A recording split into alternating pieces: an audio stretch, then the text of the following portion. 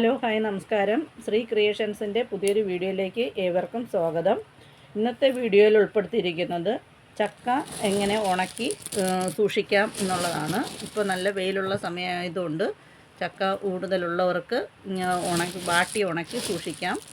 അത് നല്ലൊരു പ്രോഡക്റ്റാണ്. നമുക്ക് മഴക്കാലമൊക്കെ ആകുമ്പോഴത്തേക്കും ചക്ക തീരുന്ന സമയമാകുമ്പോഴത്തേക്കും ഇത് എടുത്ത് ഒരു 10 മിനിറ്റ് വെള്ളത്തിലിട്ട് കുതിർത്തതിന് ശേഷം ചക്കപ്പുഴുക്കുണ്ടാക്കാം. പിന്നെ ഇത് ഇങ്ങനെ തന്നെ വേണമെങ്കിൽ മിക്സിയിലിട്ട് പൊടിച്ച് നമുക്ക് പുട്ടുണ്ടാക്കാം, ദോശ ഉണ്ടാക്കാം, ദോശമാവിൻ്റെ കൂടെയൊക്കെ ചേർത്ത് ദോശയൊക്കെ ഉണ്ടാക്കാം.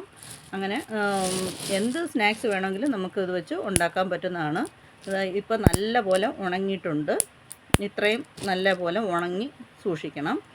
ഇത് ചെയ്യുന്ന വിധം നമ്മളിത് ചക്ക ഇതുപോലെ വറ്റലിനൊക്കെ ആക്കുന്ന പോലെ ഇറുത്ത് അരിഞ്ഞെടുത്തിട്ട് ഒരു വലിയ പാത്രത്തിൽ വെള്ളം തിളപ്പിക്കുക. തിളച്ച വെള്ളത്തിലോട്ട് ഈ ചക്കയിട്ട് 2 മിനിറ്റ് ഇതൊന്ന് വേകാൻ വേണ്ടി വയ്ക്കുക.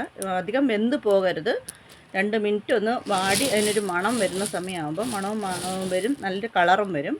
അപ്പോഴേക്കും അതിനെ കോരി നമ്മൾ വെള്ളം വാർന്ന് പോകാൻ വേണ്ടിയിട്ട് വെക്കുക. എന്നിട്ട് 2-3 ദിവസം നല്ല വെയിലത്തിട്ട് ഉണക്കിയെടുക്കുക. ഉണക്കിയെടുക്കുമ്പോൾ ഈ കിലുകിലോന്ന് സൗണ്ട് വരുന്ന ഒരു പരുവം, ഈ പരുവത്തിലാണ് നമ്മളിത് ഉണക്കിയെടുക്കാനുള്ളത്. ഉണക്കിയെടുത്തിട്ട് നല്ലൊരു വൃത്തിയുള്ള കണ്ടെയ്നറിൽ നമ്മളിത് സൂക്ഷിക്കണം. നല്ല ടൈറ്റായിട്ട് അടച്ച് ഇതുപോലെ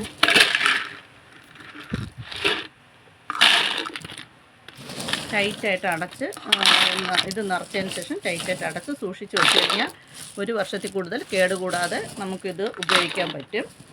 ചക്ക ഇല്ലാത്ത സമയമാകുമ്പോഴത്തേക്കും നമുക്ക് ചക്ക വീട്ടിൽ കറി വയ്ക്കാൻ പറ്റും.